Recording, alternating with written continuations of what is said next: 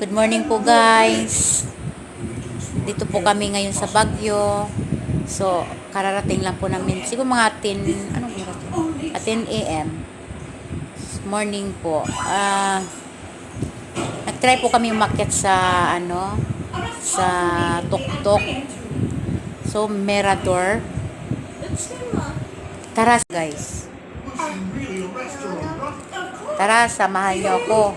Punta tayo sa pinakatuktok ng Mirador. At so, dami-dami pong guys, mga puno. So, parang naka-relax. Relaxing po siya.